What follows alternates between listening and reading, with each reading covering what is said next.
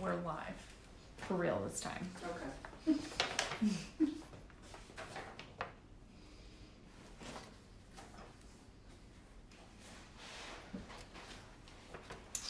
We'll wait for some people to hop on.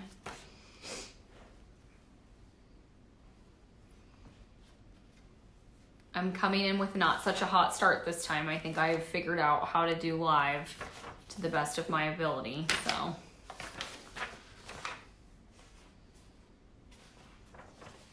We'll give just a few minutes to let people hop on, and this will be available after this on our timeline on Facebook, so you'll be able to review it then as well.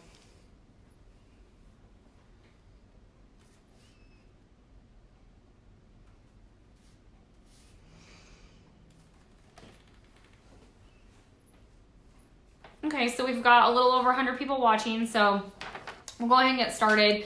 I really need to keep it to 15 minutes because we're very busy, as you can imagine, with yesterday's announcement from County Commission and the signing of the stay-at-home order, and I'm going to talk a little bit about that.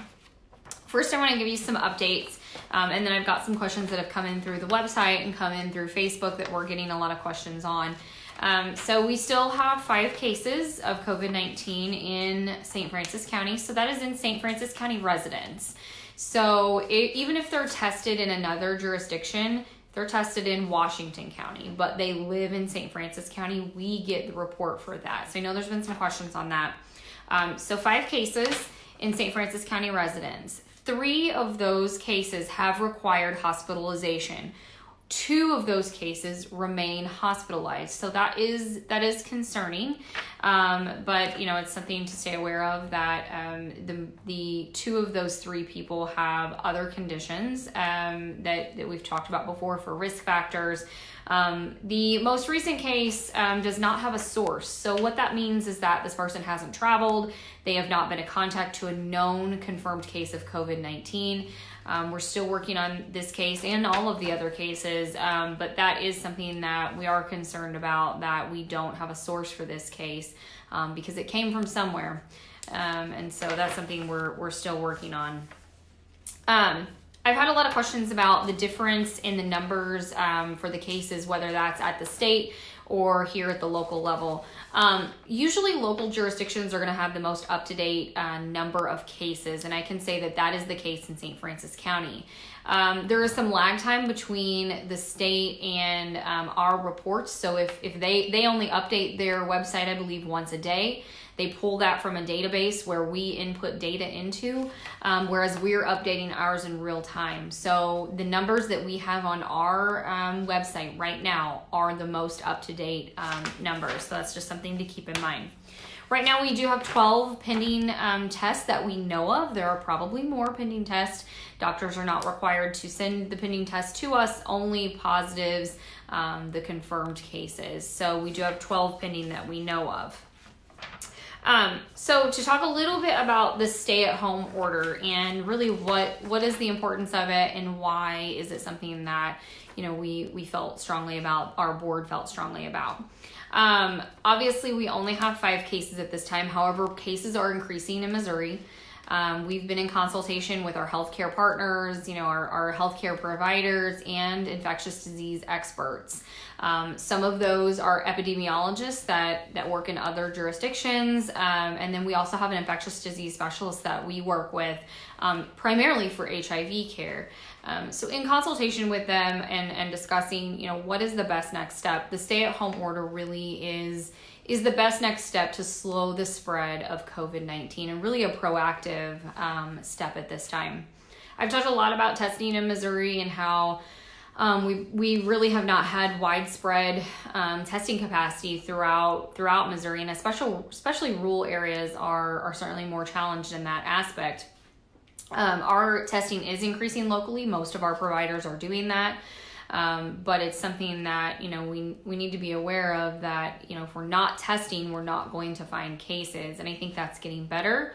But the likelihood is that there are cases that are going undetected, because either testing has not been widely available, or that, some people experience very mild illness and may not even realize that they have this, but they could be spreading it to others. So, and that's why I say that it is important to know that this most recent case, we haven't been able to identify a source quite yet. So that's really the importance of the order, and it really is to make sure that people stay home as much as possible. I know there is a very long list of exemptions, and I know I had a question about why so many businesses are essential and who determines that. I spoke about it before, but stay-at-home orders, these orders are very similar. There's several jurisdictions in Missouri, more than 20 now, and I think maybe more than 25 because there's been some more that have been added in the last few days. But several jurisdictions are doing these stay-at-home orders, and it's been advocated for on a statewide level by most professional healthcare organizations. So that's important to know too. But basically, the Department of Homeland Security has a list of critical infrastructure and essential businesses, and then there are some additional businesses on our list and some other lists from other jurisdictions. But we need to keep in mind, too, that a healthcare crisis is an economic crisis, as we're finding out now, and an economic crisis is a healthcare crisis. It's all very connected. If people are not working, they may not have access to health insurance, and most people who have private health insurance in this country, it is through their employer. So it's very important we're riding the line here of protecting the public and also maintaining our economy, which also protects the public. And it's a hard thing to do, and some businesses are going to be exempt because they provide critical infrastructure and critical services. I mean, obviously healthcare, law enforcement, those types of things. And then there's a very long list that you can find on our website. I also have a quick list up on our website as well. But that's really where those essential businesses come from. Will travel permits be needed for essential workers or services? This is not a requirement in our county. I'm not so sure about the other jurisdictions, but my understanding is most counties are not requiring this. If businesses want to give their employees documentation, they can, but they do not have to do that. That's not required for essential service. Is there an estimated time for the stay-at-home order to be in place? Approximately 30 days. Now, the order itself says until further notice. So that means every single day we're going to be reviewing this. We're going to be looking at what's going on in St. Francis County, what's going on in the jurisdictions around us in the way of disease transmission, and deciding is this still right for us. But 30 days is the time frame that you've seen probably on a lot of other orders from other jurisdictions. And I want to kind of explain that a little bit because there's been some kind of confusion and questions about that as well. So 30 days is approximately the time of 2 incubation periods. Because remember, the incubation period for COVID-19 is 14 days. So really what that means is if I'm exposed today, I could maybe not show symptoms until 14 days. So the 2 incubation periods gives healthcare providers, public health professionals, 2 full cycles of disease to be able to detect those cases and isolate or quarantine accordingly, and really prevents more transmission in the community. So that's the reason for 30 days, because it's 2 incubation periods and just really allows more time to be able to seclude or isolate sick people from healthy people, because that's really what we're looking to do here. Will the stay-at-home order affect the amount of people allowed inside stores at one time? And why do they not have to follow the no more than 10 people in a single space rule? So not exactly. So as you can imagine, Walmart, for example, is a really large store. So you could have 10 people in that store very easily that can stay 6 foot apart for, under the time constraints of 15 to 30 minutes. It would be different in, a smaller type of store, but there's really no reason to limit that amount of people inside of Walmart as long as people can stay 6 foot apart. Now, obviously, when you're in an aisle, you're gonna go past someone and you're probably not going to be 6 feet apart, but you're also not gonna be in their close space within 6 feet for 15 to 30 minutes. So that's important to remember too, that it's not as simple as just walking by someone in the grocery store. So those are some questions that we got on our website and through Facebook, and I'm going to try to scroll back up here. I see one right here that just came up. Are you going to arrest people for walking their dogs? No. You can still go out and walk your dog. You can take a walk. You can go to parks are still open. But maintaining social distancing. So that means between your family and another family. Not necessarily individual to individual, but the people that you traveled with, the people that are in your circle, your immediate family, it's those people. So if you're going out to parks, maintain social distancing. Is there an expiration date on this order? I talked about that earlier. How are the residents doing that are hospitalized? I don't want to talk about specifics, but I will say in general, they are recovering. So that's great news. And they appreciate your thoughts and your prayers. But in general, they are recovering. So, are the 5 cases spread out throughout the county, or are they more clustered? They're actually more spread out throughout the county. None of them are connected at all. So that's important to know, that they're really their own individual case. Now there may be people that are being tested that, are within maybe their circle or their close contacts that are being tested. But our confirmed cases right now are not connected. Can a person mow if he has yards? Yes. Lawn service is listed as an essential service. How do you balance stay-at-home orders and jailing breakers with the preservation of constitutional rights when the jail is too full and they will have to release infected people? Yes, so that's a really good question. The intent of this order is not to get people in trouble. The intent is to get the maximum amount of people to stay home if at all feasible. So it's not to jail people. And obviously that's a congregate setting where there's a lot of people. So it would not be beneficial. I'm sorry, my phones just ring all the time. It would not be beneficial for that to happen, but we do have to have an enforcement aspect to this, because this is very serious. We know the things that are going on in other places in the country, and I think it's important to point out that we are not New York City. However, we also do not have the resources that New York City has. And it is concerning to see what is happening in other places in the country, and this really is a proactive step in trying to prevent that. But the intent of this order is not to get people in trouble. It's to get people to really utilize social distancing and those methods that we've talked about. But this is really taking it to another step to really enforce and encourage that.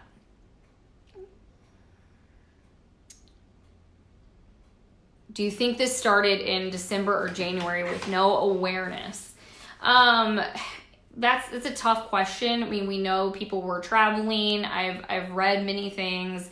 There's nothing supported by CDC or WHO or WHO, World Health Organization, that has supported that. However, people were traveling prior to the travel bans, and when they were trying to figure out, well, what's going on here in Wuhan. So I can't say that it's impossible, but I haven't seen anything scientific that tells me that. Do you think this will last into the summer? The projections that I've seen from our leaders are probably the same that you guys have seen, on the news from the Coronavirus Task Force, and that, we're probably going to peak sometime next month, probably later to end of next month. Again, these are all projections. Infectious disease is you're like looking into a crystal ball, but we can make some, educated guesses. But then these types of, disease transmission might last, into the summer. Yes. I already answered that. I'm just kind of scrolling. I've only got just a few more minutes here. Yeah, there's some questions about, paying. If we get paid on the 3rd, how do we pay our bills if you can't get paid if you can't pay online? you would want to reach out to your individual, companies that you pay, or, look for assistance on that. You might reach out to East Missouri Action Agency, that type of thing. Is the industrial park at Engler still open for fishing? So yes, the parks are open. They're an open area as long as there's not shared equipment. So when I say park, I mean, walking trails, that type of thing. The actual playgrounds are closed.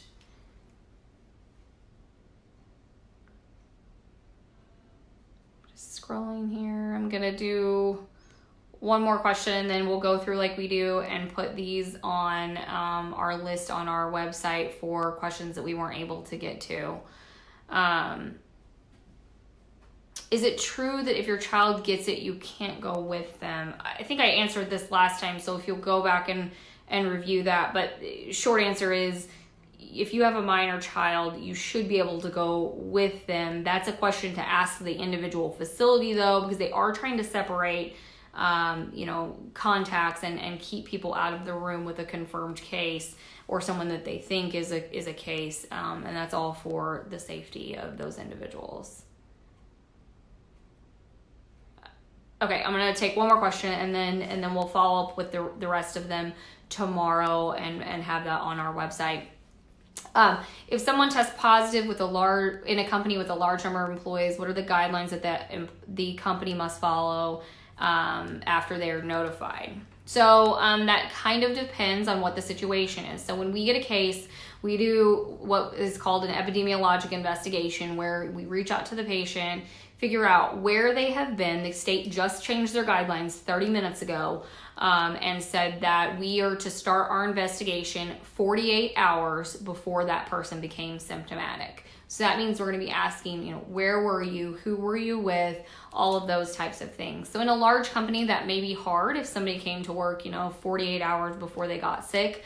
But that's the hope too in social distancing, that we would be able to drill down a little further as to who these people were really around.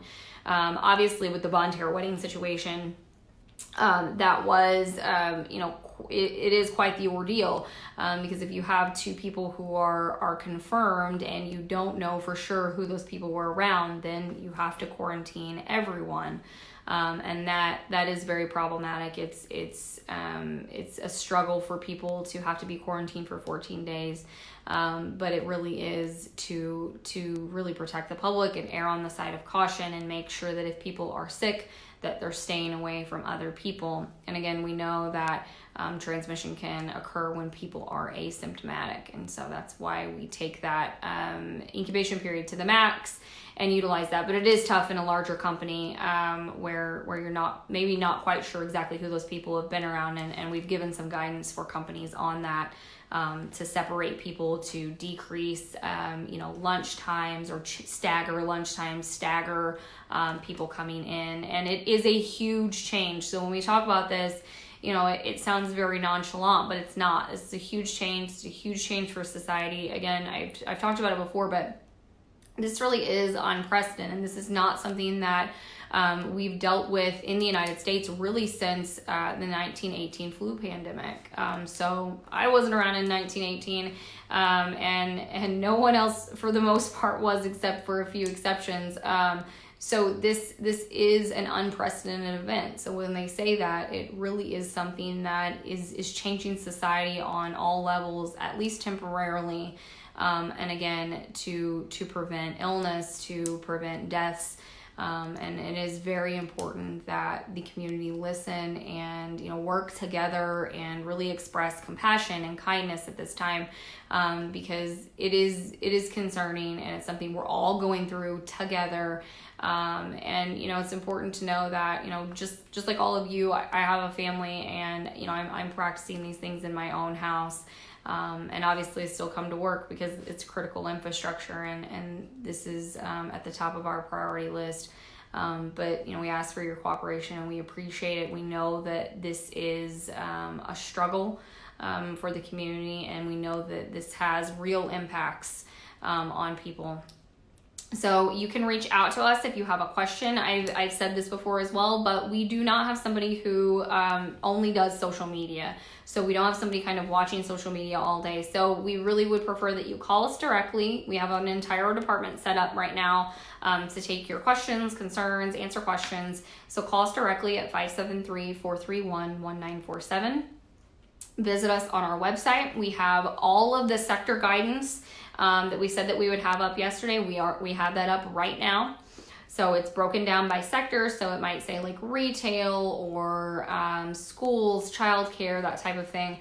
All of that is up on our website right now. We really encourage you to utilize that. And then if you have additional questions, give us a call, submit a question through the website, and we'll get back to you as soon as we can. We are being very bombarded with calls right now.